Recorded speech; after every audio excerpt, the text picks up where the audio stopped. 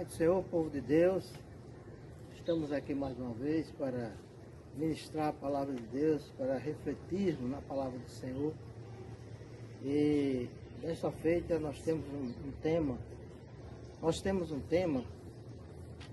muito relevante para nós nesse dia, que é o religioso hipócrita versus cristão verdadeiro.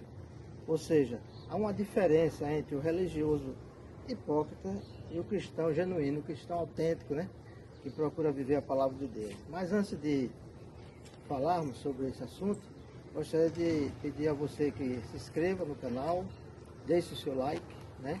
Compartilhe e comente, tá certo? E ative o sininho das notificações. Amados, o texto que nós vamos ler nessa manhã se encontra em Mateus, capítulo 23, verso 1 ao 3, que diz: Então falou Jesus e disse às multidões e aos seus discípulos: Na cadeira de Moisés estão assentados os escribas e os fariseus. Fazei e guardai, pois, tudo quanto eles vos disserem, porém não os imiteis nas suas obras, porque dizem e não fazem. Quem eram os fariseus, amados? Quem eram os escribas? Os escribas eram justamente os intérpretes da lei, né? Eram aqueles que estavam ali dispostos sempre a interpretar a lei, eram doutores da lei, considerados doutores da lei. E já os fariseus eram uma seita, né? Ritualista, cheio de formalidades, de regras e de normas. Ou seja, eles se apegavam muito às regras, às normas, aos rituais e às formalidades. Tinham em comum, os fariseus, a hipocrisia. Era o orgulho, falta de amor e de misericórdia. Coisa que não cabe no cristianismo, né? Mas nós vamos ver nesta manhã, vamos pensar nesta manhã, neste dia, a questão da diferença entre o cristão genuíno e o religioso hipócrita. O cristão genuíno vive o que prega. Já o religioso hipócrita, dissimulado, falso, ele prega, mas não vive aquilo que ele prega. E até certa feita, Jesus falou acerca de dois homens que foram para o templo orar. Um era publicano, o outro era fariseu. O fariseu, orando de si para si mesmo, dizia: Ó Deus, eu te agradeço, porque não sou como os homens injustos, ladrões e adúlteros. Eu jejuo 2 vezes por semana, jejuo 2 vezes por semana, dou o dízimo de tudo quanto ganho. E já o publicano batia no peito, nem olhava para o céu, mas na sua humildade batia no peito e dizia: ó Deus, tem misericórdia de mim, que sou pecador. E Jesus disse: quem foi para casa justificado não foi o fariseu, foi justamente o publicano. E hoje em dia não é diferente. Nós podemos ver no meio cristão pessoas que são religiosos, demasiadamente religiosos, porém não vivem aquilo que pregam, né? Falam muito sobre amor, sobre unidade, sobre comunhão, humildade, mas na realidade não vivem isso na prática. Os fariseus dos dias atuais, que são justamente os religiosos hipócritas, gostam de falar mal das pessoas, difamar, caluniar. Muitas das vezes abraça você ou eu, a nós, né? E com a intenção de estar distante, querendo se afastar da pessoa, faz isso de forma hipócrita, falsa, infelizmente, né? E nós estamos vivendo nos dias atuais, essa realidade no meio cristão. Assim como os fariseus eram hipócritas, ritualistas, né? E cheios de formalidades, de regras e normas, no meio do cristianismo hoje, em pleno século XXI, nós estamos vivendo isso, infelizmente. A hipocrisia, a falsidade tem penetrado nos corações de muitos que se dizem cristãos. Na realidade, são pessoas que estão fora da presença de Deus, estão desagradando e entristecendo até o Espírito Santo de Deus. Glória a Deus, aleluia, pela sua gloriosa palavra. Então, o cristão genuíno, ele vive o amor constante, a unidade e a comunhão, como está escrito em Atos 4, 32, 35. Em Atos 4, 32 até o 35, fala de quê?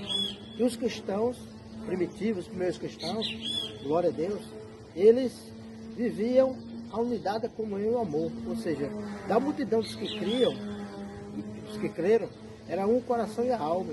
E não havia entre eles necessidade alguma, porque tudo era comum. Porque eles vendiam, os que tinham casas, terreno, né? Terras, vendiam e entregavam os valores nos pés dos apóstolos. E os apóstolos distribuíam a cada um de acordo com a necessidade de cada um. E não havia necessidade entre eles. Mas hoje em dia você vê, as pessoas vão entregar seu dízimo, suas ofertas, nas casas de oração, nas denominações, nos templos. E o líder arrecada aquele dinheiro e leva para onde? Para os cofres da igreja, para o banco, né? E ali ele tem o seu salário, mas as pessoas que estão ali, muitos deles sofrem, padecem. Uma necessidade de uma cesta básica, às vezes precisa pagar a água, a luz, a energia, né? Precisa pagar um aluguel. Alguém que está estudando na igreja precisa concluir sua faculdade e o dinheiro está nos cofres da igreja, guardado nos bancos, muitas das vezes, né? E os líderes recebendo muitas vezes seu salário, que dá muito bem para sustentar ele e sua família, alguns até ganhando de 50 a 100 salários mínimos, como eu soube, né? Um dia desse, eu conversando com uma certa pessoa que conhece líderes pelo Brasil afora, disseram que tem líderes aí ganhando 50 a 100 salários mínimos. Tem até cartão corporativo, como os políticos têm também, né? Alguns, né?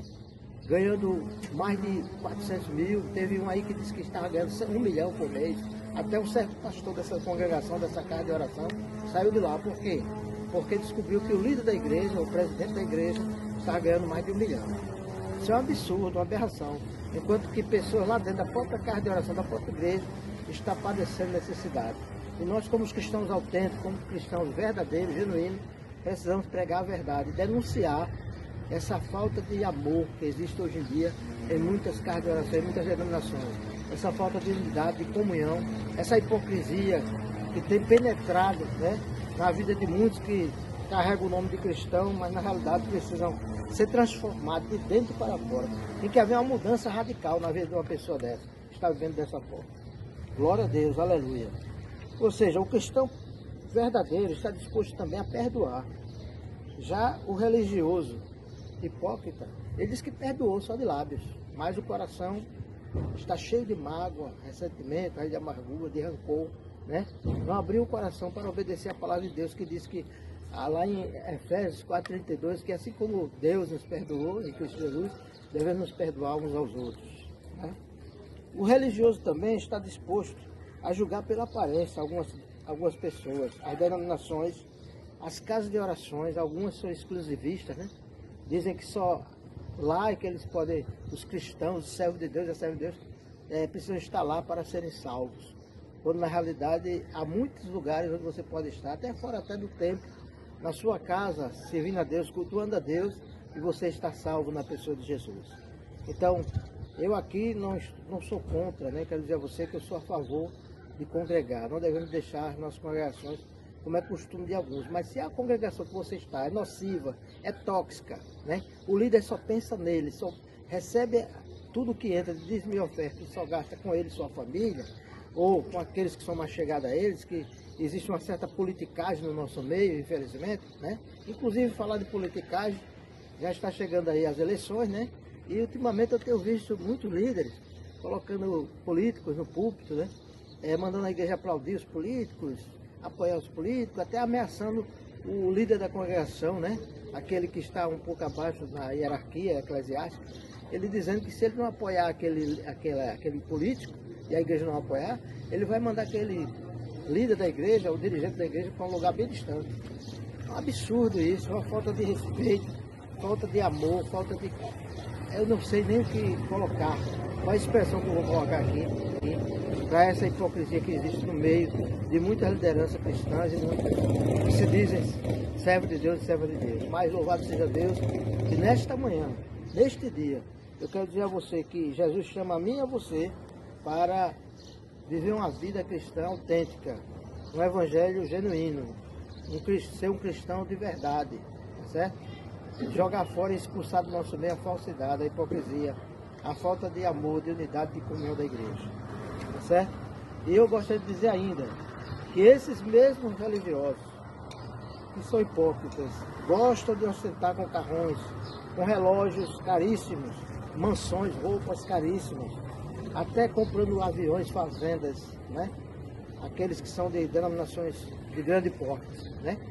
E infelizmente a realidade é essa. Então, muitos líderes estão milionários, enquanto que a igreja, a maior parte dos irmãos, estão sofrendo, passando crise financeira, né? Alguém até diz assim: ah, irmão, você não está em crise porque você está em Cristo. Sim, alguém pode estar em Cristo, nós estamos em Cristo, meus irmãos, mas nós temos que entender que nós estamos passando, principalmente no Brasil, dificuldade grande, né, nessa área financeira, e muitos que têm condições não estendem a mão para aqueles que nada têm.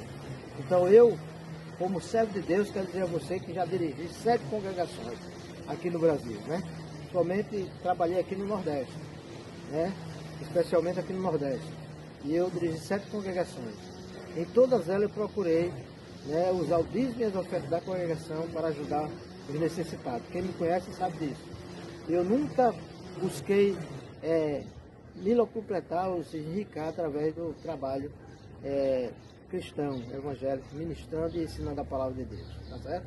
Então você que está me ouvindo agora, entenda que se você está congregando num local onde verdadeiramente não existe unidade, comunhão e amor, a hipocrisia reina, a falsidade reina, saia desse lugar, porque aí não é o seu lugar, tá certo? Ore ao Senhor e Deus vai mostrar o lugar onde você deve estar servindo a Ele, tá bom?